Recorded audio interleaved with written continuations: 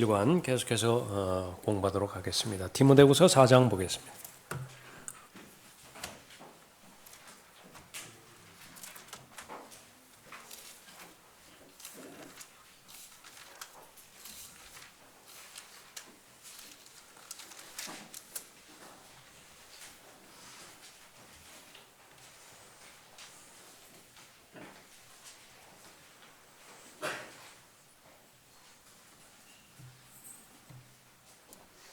육 절에 보면요.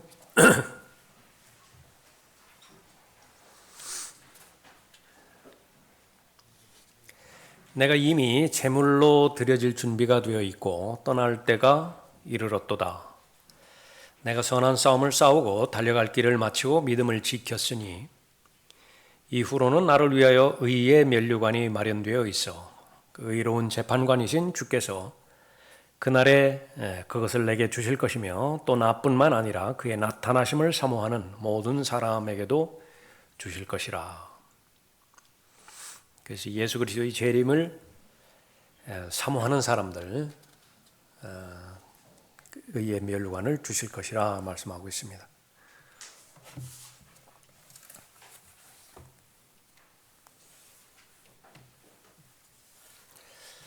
하나님께서 하나님의 자녀들에게 주시고자 가르쳐 주시고자 하는 현실, 그것은 이 세상이 아니라 하늘나라라 그렇게 말씀하십니다.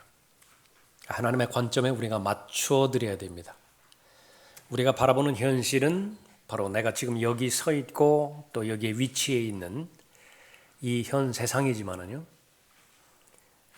그러나 하나님의 관점은 하나님께서 중요하게 여기시는 그 부분은 이제 이 모든 잠정적인 그런 그 시간들이 다 지나고 난 다음에 궁극적으로 영원히 시작될 때인데, 영원이라고 하는 것은 이제 시간을 초월하는 그런 그 시간을 말하는 것이죠.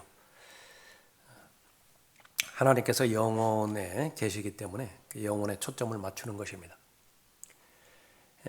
우리는 하나님의 나라와 천국이 있음을 알고 있습니다. 동시에 반드시 알아야 되는 것은 하늘나라예요. 그러니까 하나님의 나라는 영적인 나라이고요. 대조가 되어지는 것은 이 천국, 지상에 세워질 왕국이 천국이고 그것과 대조돼서 위치가 하늘입니다. 셋째 하늘이에요. 하나님의 나라는 위치가 없습니다. 그러나 하늘나라, heavenly kingdom, 그것은 위치가 있고요. 거기에 구체적인 대상들이 있죠. 하늘나라에 초점을 맞추도록 하나님께서 계시해 주시는 것입니다. 우선 하나님이 계시죠. 삼위일체로 계시는 아버지 하나님과 아들 하나님과 성령 하나님께서 계시는 곳입니다. 수많은 천사들이 있습니다. 그룹들이 있죠. 또 스랍들이 있습니다. 구약 성도들, 신약 성도들, 모든 성도들이 거기에 있는 것입니다. 없는 것이 없죠. 모든 더러운 것, 잠정적인 것, 유한한 것, 그것은 거기에 존재하지 않습니다. 마귀부터 시작해서 더러운 영들, 악한 세력들, 거기는 한탄과 또 눈물, 신음, 고통 이런 것도 없어요. 그러니까 완벽한 그런 곳입니다.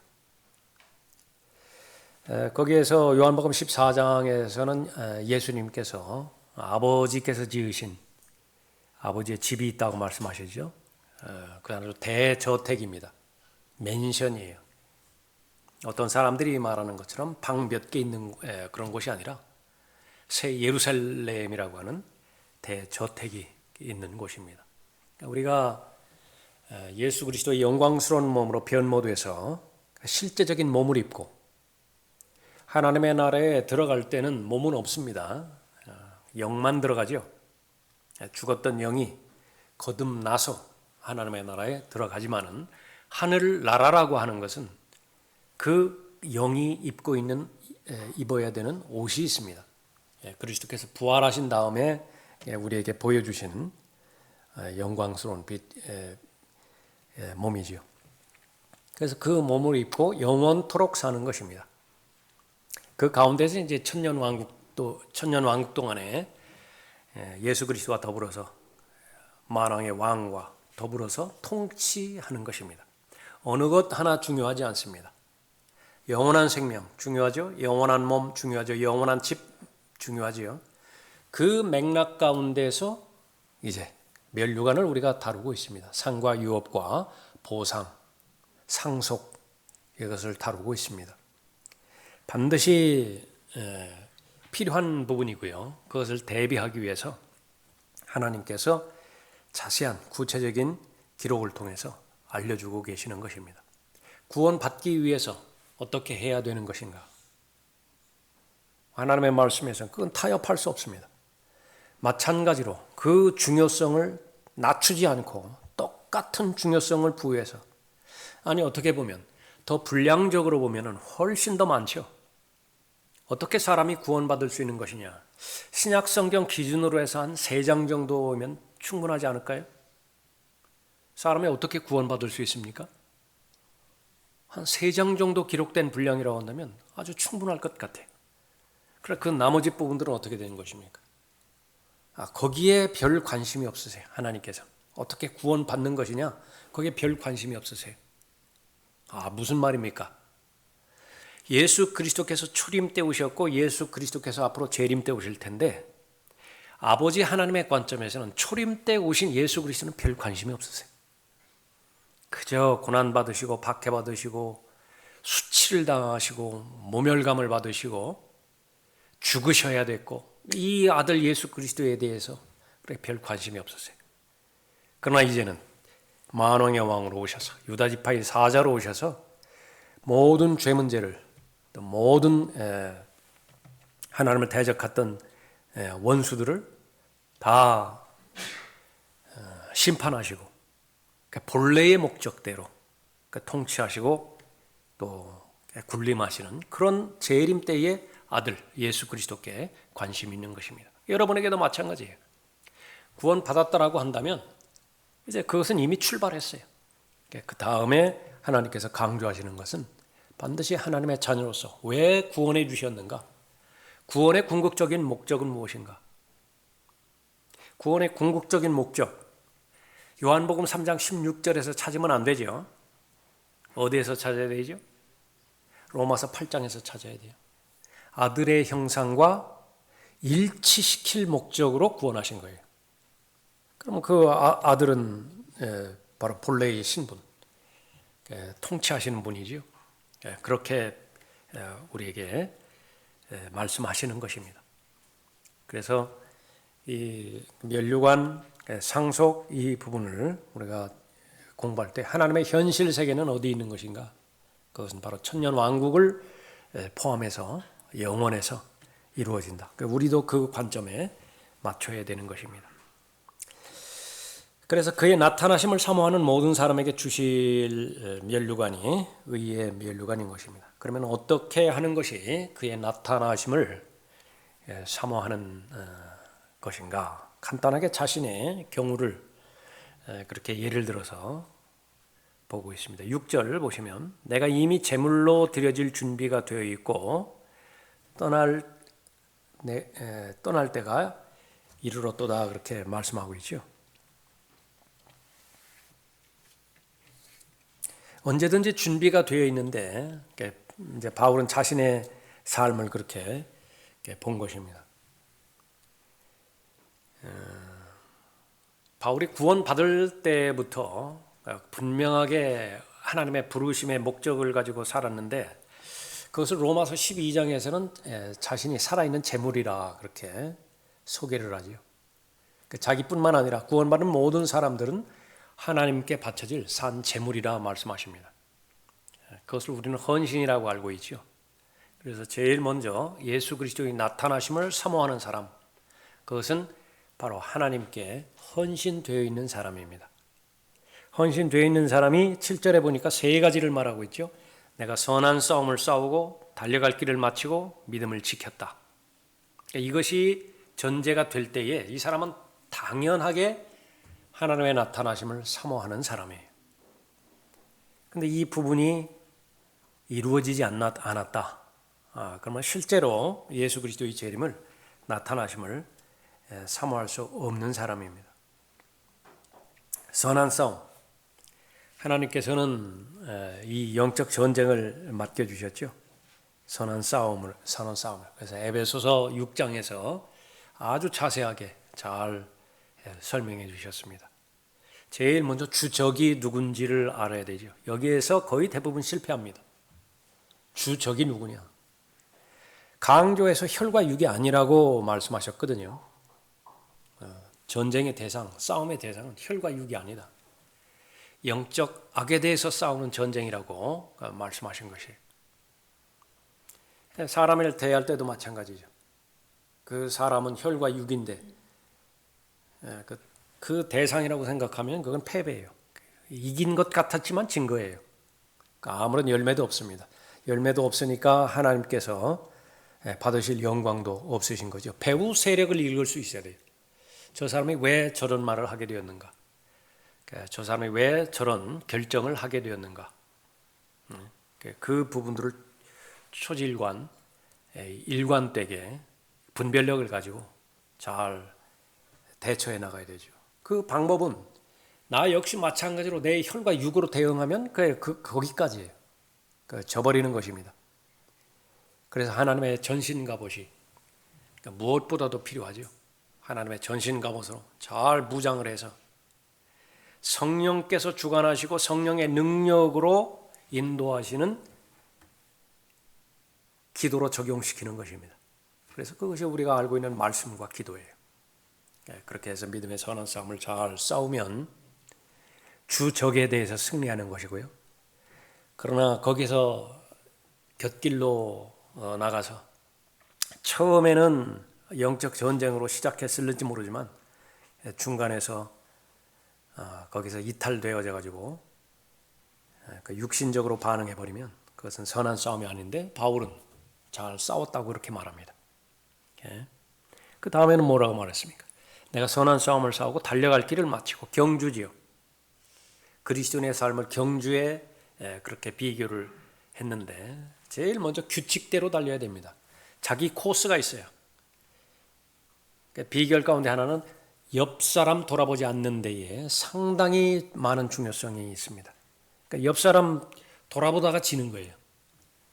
자기가 달려갈 코스, 그것을 달려가는 것입니다. 수많은 하나님의 사람들이 있지만 하나님께서는 바울을 선택하신 유일한 목적이 있습니다. 그건 베드로가 대체하지 못해요. 야고보가 바울의 사역을 대체하지 못합니다. 바나바 역시 마찬가지예요. 바울만이 달려갈 경주 코스가 있습니다. 그러니까 여러분들도 마찬가지죠. 똑같은 사람은 아무도 없습니다. 구원받는 방법, 여러분들이 어떻게 구원받았는가? 그건 같은 사람이 단 한 사람도 없습니다. 쌍둥이라도 달라요. 마찬가지로 주어진 은사가 다 다르고요. 여러분의 믿음의 성향도 다릅니다. 다 다르다.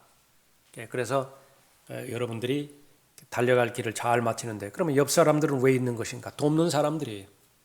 여러분들을 응원한다고요.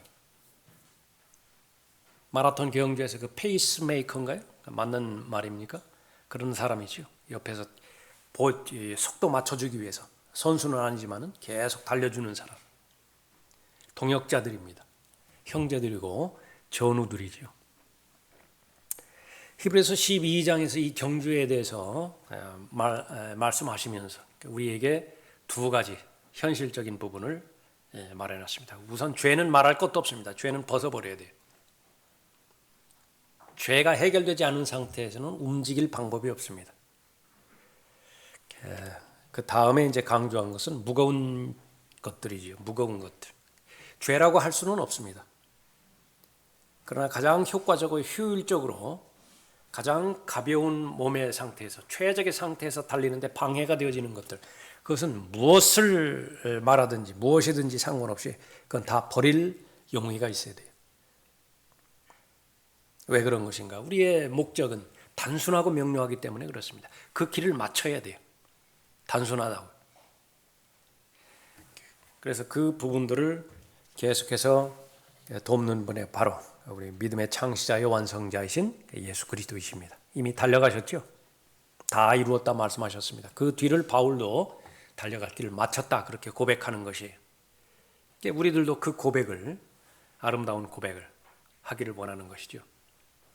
여기서는 목적의식이 뚜렷해야 됩니다. 빌립보서 3장에 보면 표대라고 말씀하고 있죠. 표대. 달려가야 될 그런 표대. 거기에서는 두 가지로 말하고 있습니다. 하나는 과거를 잃어버려야 돼. 잊어버리라 그게 과거일. 과거에만 사는 사람. 그것은 아주 하나님 보시기에 좋지 않은 사람입니다. 성공이었든 실패였든 상관없어요.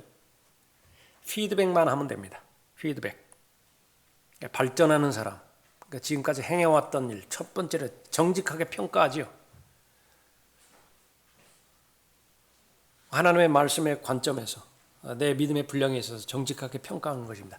잘한 것, 잘했다고 평가하고요. 잘못한 것, 잘못했다고 평가하죠. 그것을 현실에 적용해서 이제 미래에 적용되어지겠죠. 그래서 그것이 실패였든 성공이었든 이제 어제는 어제예요. 오늘은 새롭게 맞이해서 앞으로 나아가는 것이죠. 분명한 표대를 향해서 나아가는 것입니다. 만족하지 않아요. 내가 붙잡았다, 이미 이루었다. 절대로 그렇게 인정하지 않습니다. 계속해서 나아가는 거예요. 어디까지 나아가는 것이죠? 이 고백처럼 다 이루는 거예요. 그것이 바로 달려갈 길을 마치고 믿음을 지켰다 그렇게 말씀하시죠. 믿음을 지켰다라고 하는 것은 믿음이 형성되어지는 것, 그것도 커다란 하나님의 은혜요 복이지만은 그 믿음을 지킬 수 있도록 나를 보호해 주시는 은혜, 그것도 동일하게 커다란 은혜인 것입니다. 그래서 하나님 앞에 온전히 의뢰함으로 인해서 세 가지 선한 싸움을 싸웠고요, 달려갈 길을 잘 마쳤고 그 다음에 믿음을 지켰습니다. 8절에 이후로는 나를 위하여 의의 면류관이 마련되어 있어 의로운 재판관이신 주께서 그날에 그것을 내게 주실 것이며 확신했습니다. 이건 자신의 것이에요. 왜 그렇죠? 말씀대로 했기 때문에 그렇습니다. 말씀의 구체적인 진리 하나하나를 잘 알았고요. 그 다음에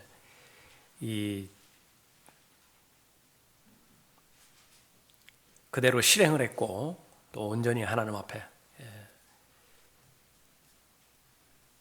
자신의 믿음이 하나님의 뜻대로 행해졌다라고 하는 사실을 잘 알았던 것이죠. 그래서 일단은 제일 중요한 것이 나에게 맡겨주신 믿음이 무엇인가라고 하는 거예요. 내가 형성된 믿음, 그것이 무엇인가. 바울을 통해서, 구약을 통해서 많은 계시들을 주셨을 뿐만 아니라 특별히 하나님의 피로 사신 교회에 대한 그런 계획들을 많이 주셨죠. 그러니까 주신 목적은 무엇이냐, 그 두 가지가 있는 것인데 그것을 증거하기 위함이고요. 그 증거하는 대가는 자신의 목숨을 내놓아야 돼요. 참수당하죠. 바울은 참수당한다.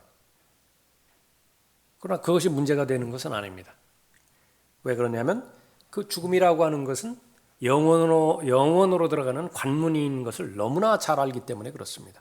오히려 그 시기가 가능하다고 하면 빨리 다가오기를 원했었죠. 바울은 빨리 셋째 하늘에 가고 싶었었다고요. 낙원에 가서 주와 함께 있기를 아주 간절히 바랬던 것입니다. 동시에 또 성도들에게 자신이 알고 있는 모든 하나님의 나라에 관련된 계시들, 그것을 하나도 남김없이 다 알려주었습니다. 그것을 듣는 회중들이 불쾌하게 반응하든 기뻐 받아들이든 그거 상관하지 않았어요. 그것은 있는 그대로 정직하게만 전파했던 것이죠. 그 믿음을 지킨 것입니다. 그 결과 예수 그리스도를 잘 기다릴 수 있도록 그렇게 해주신 것이죠. 교재에 나와 있나요? 거기에 이 의의 면류관은 진정으로 예수 그리스도를 바라는 모든 믿는 자들에게 주어진다. 실제는 거기서 진정으로 예수 그리스도를 바라는 모든 믿는 자, 이것이 쉽지만은 않다라고 하는 것이죠. 그런데 여기에 대해서 우리가 구체적으로 준비해야 될 것이 무엇이냐라고 하는 것입니다. 그의 나타나심을 사모하는 모든 믿는 자에게 주어진다. 데살로니가전서 4장 13절부터 17절까지 여기에 그 휴거에 관련된 교리가 나타났죠. 결론에 해당되는 18절에서 그러므로 이러한 말로 서로 위로하라. 역시 마찬가지로 하나님의 말씀에 내 믿음이 결합되어 있을 때에 하나님의 위로로서 위로를 받고 그의 나타나심을 마음으로 잘 사모하는 것입니다. 그래서 영광스러운 날을 기다리는 그리스도인들 반드시 필요한 것이 위로예요. 하나님의 위로입니다. 그러니까 하나님의 위로는 하나님의 약속의 말씀을 근거로 해서 나에게 주어진 것이죠. 어떤 믿는 자들은 이 면류관을 받지 못하는데 그 이유는 설교나 성경 공부를 통해 예수 그리스도의 재림에 대한 중요성을 배우지 않았기 때문이다. 첫 번째는 무지하기 때문이고요. 대표적인 것이 후천년주의 신학이고 무천년주의 신학입니다. 그것은 절대로 예수 그리스도의 재림을 기다리지 못하게 하는 거예요. 이론으로 아는 것은 아무 의미가 없습니다. 천년왕국 지난 다음에 예수 그리스도께서 오신다. 천년왕국이 이루어졌는데 무슨 이유로 예수 그리스도 기다릴까요? 의미가 없어요. 지금 현재가 하나님께서 통치하시는 왕국이 이미 이루어진 것이다. 문자적으로 천년 왕국 같은 것은 없다. 구원받은 즉시로, 영이 거듭나는 즉시로 천국은 시작되었다. 그러니까 예수 그리스도는 어떤 근거로 무슨 이유에서 기다릴 수 있나요? 없어요. 그리고 예수 그리스도를 기다리는 것은 첫 번째로 이 세상에 대해서 하나님의 관점을 가져야 되는데 처음부터 끝까지 부정적인 시각이거든요. 이 세상에 대한 관점은 악하다고 그랬어요. 이 세상의 본질이 더럽다 그랬습니다. 쓰레기장이에요. 오염시키는 것이죠. 그래서 이 부분을 어디에 비유를 했냐면 이집트에 비유를 했습니다. 이집트로부터는 탈출해야 돼요.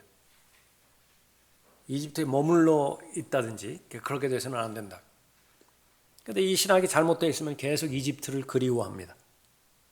이집트로부터 탈출했을지라도 다시 말하면 구원받았을지라도 그 사람의 마음은 계속 자기의 옛 고향 그곳을 향해 가는 것입니다. 이집트를 그리워하는 것이죠. 그때가 좋았다고. 그 왜곡된 추억이에요. 절대로 좋지 않습니다. 실제로 이집트의 생활로 수백 년 전으로 거슬러 가서 그곳에 넣어보면요. 하나님의 말씀에 따르면 하루가 시작되는 새벽부터 하루가 끝나는 밤중까지요. 계속 부르짖음만 있어요. 제발 여기서 구해 주시라고. 끙끙 앓는 그 신음소리를 하나님께서 들으시고 거기서 구원자 모세를 보내주셨다라고 말씀하시죠. 그러니까 그것이 현실이에요. 그런데 그것을 다 왜곡시켜버리는 것입니다. 이 세상에 대해서 하나님께서 바라보시는 관점이 있는데 그 관점에 대해서 동의하지 않는 것입니다. 또 다가오는 세상 그 부분에 대해서도 소망이 없죠. 제일 잘못된 부분들은 이제 설교자에게 있습니다. 목사에게 있어요. 가르치는 자에게 있죠. 제시해 주지를 않는 것입니다.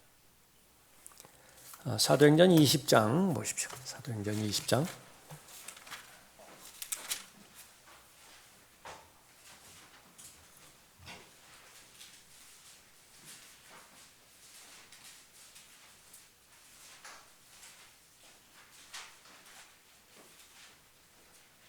20절에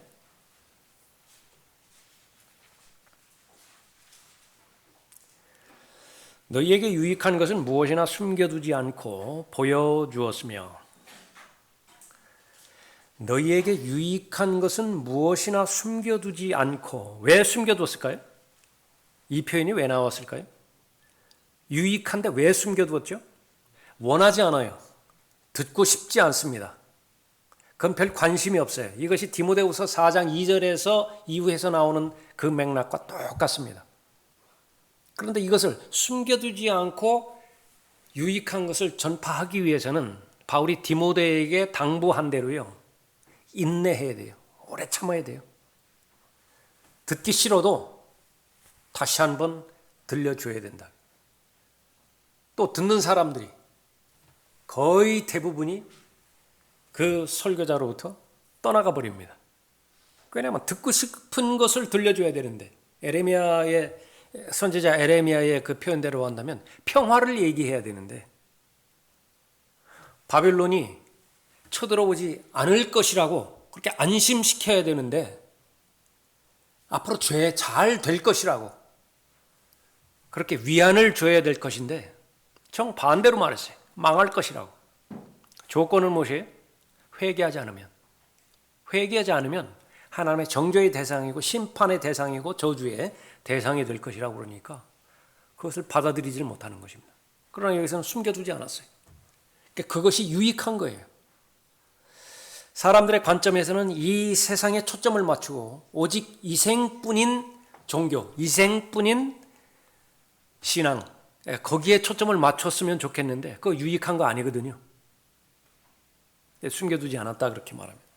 너희에게 유익한 것은 무엇이나 숨겨두지 않고 보여주었으며 또 집집마다 다니며 너희에게 드러나게 가르쳤으니, 유대인과 또한 헬라인에게도 하나님께 대한 회개와 우리 주 예수 그리스도에 대한 믿음을 증거하였노라. 전체적인 하나님의 말씀 가운데서 두 가지로 이렇게 나눠진다면 바로잡음이죠. 회개해서 바로잡아야 되죠. 반복되지 않기 위해서 잘 의로 훈련시켜줘야 되죠. 그래야 내 좋은 영적인 습관으로 되어서 그것이 궁극적으로는 내 믿음의 인격이 될 거 아니겠어요? 그것이 바로 하나님에 대한 믿음, 거기까지 연결이 되어지는 것입니다. 26절에 그러므로 내가 오늘 너희에게 증거하노니 모든 사람의 피로부터 내가 깨끗하니, 이것은 구약의 에스겔을 인용한 것입니다. 파수꾼이죠. 분명히 적들이 지금 침입하고 있어요. 침입하고 와요. 그럼 내가 외쳤다고요. 침범했다고. 그러면 그 책임을 그 파수꾼에겐 절대로 묻지를 않습니다. 그러나 자기만 도망가 버렸다. 알리지를 않았다. 그러면 그로 말미암아서 흘린 피해에 대한 책임을 반드시 묻겠다 그렇게 말씀하는 것입니다. 이것은 아주 부정적으로 소극적인 의미에서 그렇게 말하는 것이에요. 바울의 입장에서. 이는 내가 하나님의 모든 계획을 조금도 주저함 없이 너희에게 전해 주었습니다. 말씀하고 있습니다. 그래서 믿는 자들이 거듭났다 하더라도 면류관을 받지 못하는 까닭은 어디에 있는 것이냐. 제일 첫 번째로 설교나 성경 공부, 이런 부분을 통해서 예수 그리스도의 재림에 대해서 그 중요성을 배우지 않았습니다. 또 그 다음에는요. 바울이 이렇게 다 했습니다. 이제 바울에게 책임을 물으면 안 돼요. 그것을 좀 더 잘 알려주지 않았습니까? 그때 조금 더 한 번 더 말씀해 주시지 않았습니까? 그런 말 못한다. 아주 질리도록 강조를 했어요. 그 다음에는 그 중요성을 알았다 하더라도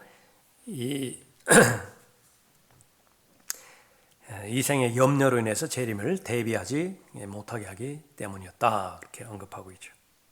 요한계시록에서 예수님 자신은 그런 일이 일어나지 않도록 경고하신다. 요한계시록 3장 11절에서 보라 내가 속히 오리니 네가 가진 것을 굳게 붙들어서 아무도 너희의 면류관을 빼앗기지 못하게 하라.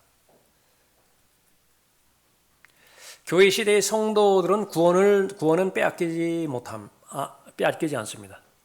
마귀가 모든 것은 다 소유한다 하더라도 그리스도인에게 한 번 받은 구원은 절대로 빼앗아가지 못합니다. 그 외의 것은 다 빼앗아갈 수 있어요. 그 가운데 하나가 면류관입니다. 면류관도 빼앗아갈 수 있는 것이죠. 절대로 빼앗아갈 수 없습니다. 어제 우리가 교제하다가 그런 말 했네. 마귀를 대적하라 했는데 마귀는 영인데 어떻게 대적을 하죠? 구체적으로 환경과 사람들입니다. 환경과 사람을 통해서 마귀는 이 도둑질하는 것이에요. 사람도 도둑질해가고 믿음과 면류관도 도둑질해가는 것이죠. 그것을 반드시 이겨야 되는 것입니다. 누가복음 8장 보십시오.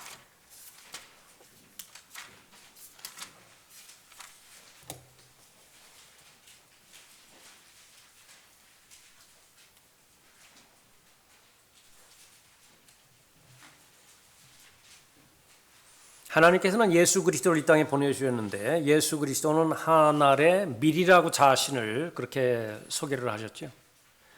그러니까 십자가에서 하늘의 밀이 죽으심으로 인해서 많은 열매를 맺습니다. 예수님 자신이 말씀이에요. 그 말씀을 받아들이면 그 말씀이 효과적으로 역사를 합니다. 구원받을 사람에게는 구원이라고 하는 역사를 주고요. 또 죄에 대해서 승리를 해야 될 사람이라고 한다면 그 승리할 수 있는 능력을 주는 것입니다. 바울과 같이 하나님의 사역을 맡은 사람에게는 그 말씀이 그 사역을 잘 감당할 수 있도록 능력을 주는 것이죠. 말씀이에요. 예수 그리스도가 말씀이고 예수님께서 하신 말씀들이 있고 사도들을 통해서 예수님의 생각과 마음을 전달해서 기록하게 한 말씀들이 있죠. 결국은 말씀들이에요. 그 말씀들이 믿음이 형성되어지는 사람의 마음에 어떻게 작용하느냐가 우리가 지금 살펴보고 있는 이 면류관에까지 영향을 미치는 것입니다. 그렇게 해서 잘 형성이 되어지면 이제 면류관을 받게 되어지는 상황까지 오고요. 마귀는 똑같아요. 그러니까 반대쪽에서 생각하면 됩니다. 이 말씀이 절대로 그러니까 유기체니까 우리는 유기체라고 유기체 절대로 착상되지 않게 해야 됩니다. 그것만은 막아야 돼요. 왜냐하면 이미 착상되면 그 다음은 방해할 능력이 없기 때문에 그렇습니다. 시간이 지나면 잉태하고 그 다음에는 이제 출생하게 되는 거예요. 그 다음에 마귀가 공격하는 것은 그 출생한 출생아가 정상적으로 살아가지 못하게 방해하는 것입니다. 그러면 수많은 요인들이 있어요. 그러니까 아주 치열하다고요. 그리스도인의 삶은 영적 전쟁이라고 하는 것이 무엇이냐? 지금 초식동물 누군가요? 누? 이렇게 아프리카에서 뿔 2개 달린 그 짐승이 누가 새끼를 낳죠. 30분 안에 자기 발로 일어나야 돼. 그 새끼가 30분 안에 자기 발로 일어나지 못한다. 그 생명의 보장이 없어요. 치타 같은 경우에는 생명률이 생존율, 치타도 이제 최상위 아니에요? 그럼에도 불구하고 생존율이 25%밖에 되지 않는다고 합니다. 나머지는 다 죽어요. 그것이 야생의 현장이라. 그러니까 우리가 태어나서 정상적인 그리스도인에서 삶을 살아가는 데 있어서는 온통 방해물이에요. 그 가운데서 치명적인 것이 믿지 않는 자들의 마음을 어둡게 하는 세력입니다. 마귀죠. 사탄이죠. 얼마만큼 동원을 하는 것이냐. 모든 환경을 다 활용할 수 있고요. 또 믿지 않는 이 거듭난 하나님의 자녀들이 위치적으로 속해 있는 육신, 그것을 마음대로 활용할 수 있어요. 그것이 하나님의 허용하신 뜻입니다. 그 환경 마음대로 활용하라. 육신의 죄들의 몸 마음대로 충동질해라. 그러나 하나님께서 제한을 거시는 것이 있습니다. 각 사람의 믿음의 분량에 따라서 이 사람의 이 정도 믿음의 분량에 따른다면 절대로 그 사람 몸에는 손대지 마라. 욥에게도 그 순서로 하나님께서 그 제한을 점점점 풀어주신 것이죠. 처음부터 다 허용하지는 않으세요. 그 사람의 믿음의 분량이 있는데 감당하지 못할 시험은 절대로 허락하지 않습니다. 그러나 감당해야 될 시험에 대해서는 어떻게 되는 것이냐? 자기 책임이에요. 자기 책임으로 말미암아서 형성된 믿음이기 때문에 하나님께서 칭찬하시는 것입니다. 잘하였다고. 그러니까 결국은 말씀에 관련돼서 영적 전쟁이 벌어지는 것인데 이 부분을 환경과 자신의 육신의 상태에서 어떻게 이 말씀에 대해서 대하고 말씀을 받아들이는 것이냐, 이것이 유업에까지 면류관에까지 연결된다라고 하는 사실을 보는 것입니다. 12절 보십시오. 8장 12절에 씨가 길가에 떨어졌다는 것은 그들이 들으나 마귀가 와서 그들의 마음에서 말씀을 빼앗아 가버리므로 믿지도 구원받지도 못하는 자들이요. 거의 여기서부터 이제 믿지 않죠. 여러분이 말씀을 듣는 자리에 앉아 있다.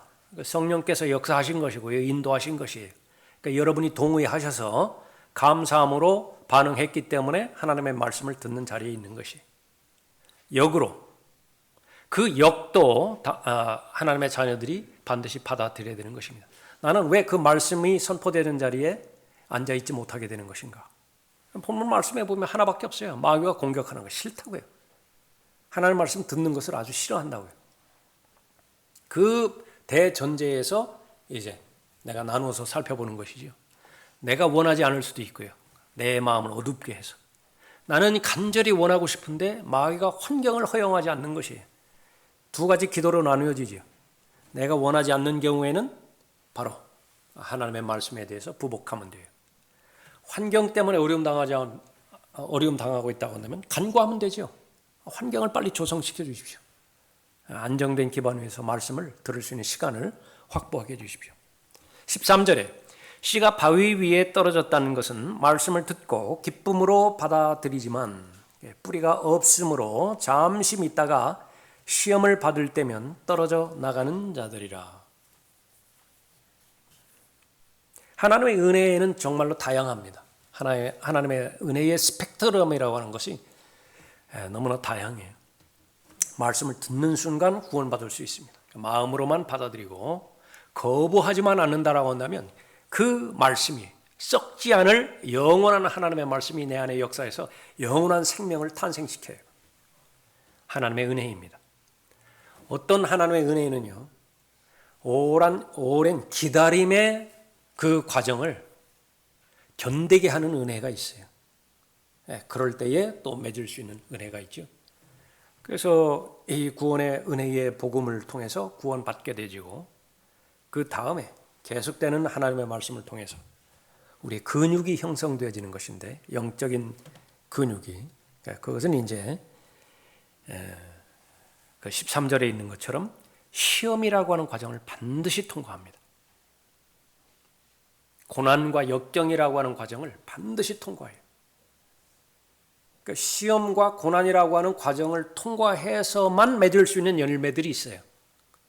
거의 대부분의 열매죠. 지금 이 13절에서는 시험을 받을 때 떨어져 나가는 자들이라.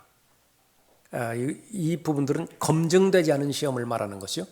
14절에 씨가 가시떨기 사이에 떨어졌다는 것은 말씀을 듣기는 들어도 가서 이생의 염려와 부와 쾌락에 억눌려 온전함에 이르는 열매를 맺지 못하는 자들이요. 오늘 이제 의의 멸류관과 관련돼서 멸류관을 빼앗기지 말아야 되죠. 믿음을 빼앗기지 말아야 됩니다. 여기에는 인내입니다. 인내의 덕목이 갖춰져야 되는데 그것은 바로 성령의 능력에 의해서 갖춰지게 되는 것이죠. 방해되어지는 요소가 뭐죠? 이것을 잘 공부해야 돼요. 무엇을 공부해야 되는 것이냐? 하나님의 말씀만 공부해서는요, 온전한 열매 맺지 못합니다. 무엇을 공부해야 되죠? 그러니까 마귀를 공격해야 돼요. 공부해야 된다. 무엇을 공부해야 돼요? 나 자신을 공부해야 돼요. 나 자신이 누구예요? 갈라디아서 5장 19절 이후에서 수많은 내 육신의 약한 부분들, 취약한 부분들이 있어요.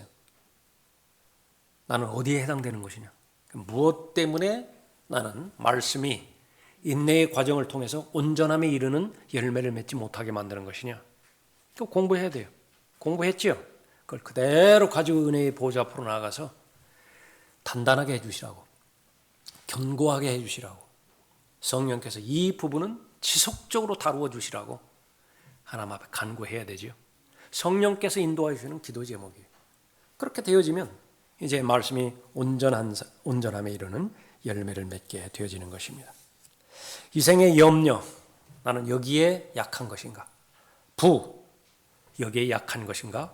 쾌락, 여기에 약한 것인가? 15절에 씨가 좋은 땅에 떨어졌다는 것은 정직하고 선한 마음으로 말씀을 듣고 지켜서 인내로 열매를 맺는 자들이라. 세 가지 기억하시라고. 첫 번째, 들어야 되고요. 듣지 않으면 그 다음이 진행될 수가 없어요. 그 다음에는 지켜야 되죠. 실행입니다.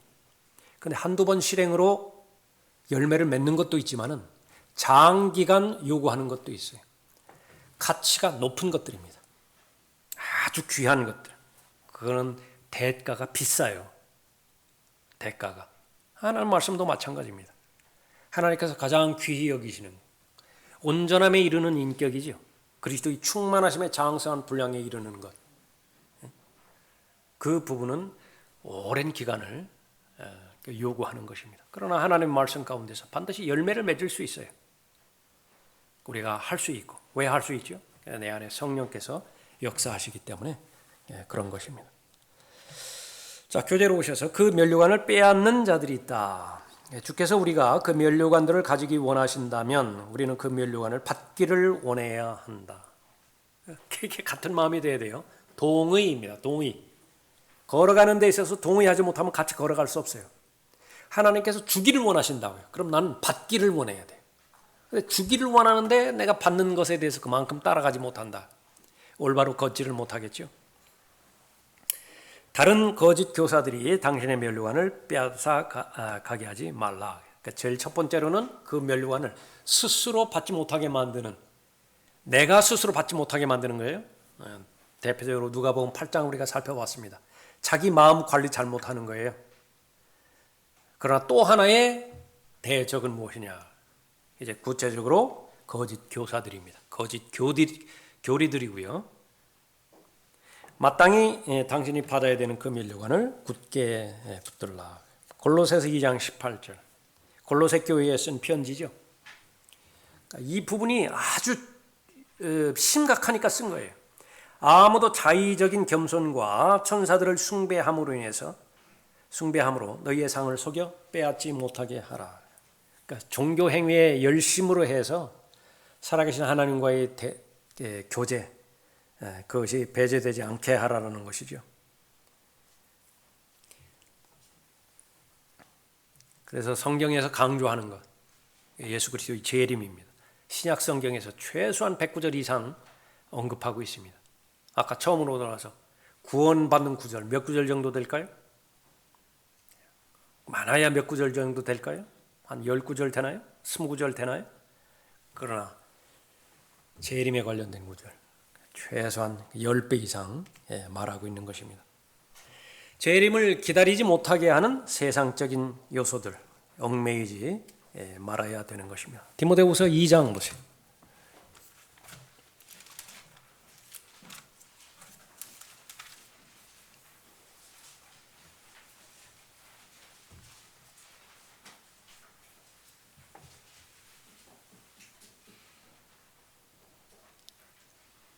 (3절에) 그런즉 너는 예수 그리스도의 훌륭한 군사로서 고난을 견뎌내라. 전쟁에 임하는 자는 아무도 이 생의 일들에 얽매이지 아니하나니 이는 자기를 군사로 뽑은 자를 기쁘게 하려 함이라. 전쟁에 임하는 자, 이 생의 일들에 얽매이지 않는다 그랬죠. 그러니까 주객이 전도되지 않는 것입니다. 도구예요. 아무리 중요한 것도 도구예요. 사람을 얽매이는 것 하나가 새 옷입니다. 새 옷. 새 옷을 샀어요. 어디 함부로 앉지도 못하고요. 기대지도 못하고. 몰래 구깁니다. 그냥 막 함부로 해요.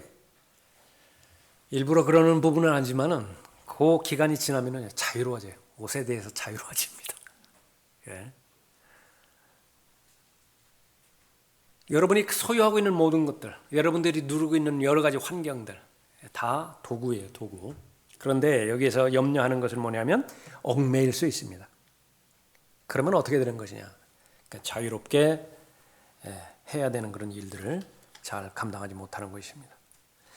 요한일서 2장 15절에서도 세상이 바로 그렇다 그렇게 말하죠. 사랑하지 말라. 사랑의 대상은 하나님이십니다. 사랑의 대상은 형제들이고요. 사랑의 대상은 연민의 정을 가지고 있는 혼들이죠. 세상은 도구입니다. 다 쓸 것처럼 그렇게 생각하지도 말라고 그랬죠. 거기도 다 쓰지도 못해요. 다 제한적입니다. 예수 그리스도께서 지금 당장 오실 때에 원하든 원치 않든 준비가 되어 있든 되어 있지 않든지 간에 내 주변에 있는 것들 다 정리해야 됩니다. 정리한 채 올라가는 것들 있고요. 정리하지 못한 채 올라가는 것들도 있을 거예요. 그러나 사실입니다. 현명한 것은 가능하면 많이 정리해두라. 준비해두라. 언제든지 떠날 준비를 하라. 누가 그렇게 할 수 있는 것이냐? 마음이 콩밭에가 있는 사람입니다. 마음이 콩밭에가 있어야 돼요. 내 보물이 이 땅에 있는데 더 비중을 많이 차지하냐? 하늘나라의 보물, 거기에 마음의 비중이 더 많이 차지하고 있는 것이냐? 결국은 하나님의 말씀을 얼마만큼 사랑하고 얼마만큼 존귀히 여기고 또 귀히 여기는 것이냐라고 하는 것이죠. 마음의 중심에 무엇이 놓여 있는지 하나님은 늘 관심이 있으십니다. 여러분의 마음의 중심에 무엇이 놓여 있는 것이냐? 관심 있는 것입니다. 하나님께 여러분의 마음이 고정되게 해주시고요. 또 거듭났기 때문에 하늘에 있는 것들에 여러분의 마음이 고정되어 있기를 늘 확인하십시오.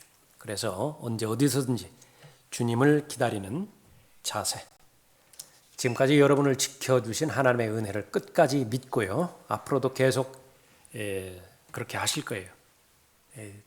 우리가 하늘나라에 이르기까지 하나님께서는 우리를 모든 악한 일에서 구해내실 것이라고 약속하셨습니다. 이 의의 멸류관인 디모데후서 4장에서 똑같이 약속하고 있는 것입니다. 모든 악한 일에서 구해내시고 하늘나라에 이르기까지 보호해 주실 것이다. 약속하고 있습니다. 그 약속을 다시 한번 되새기고 의의 멸류관을 그렇게 마련해 주신 하나님께 감사드리는 여러분이 되시기 바랍니다.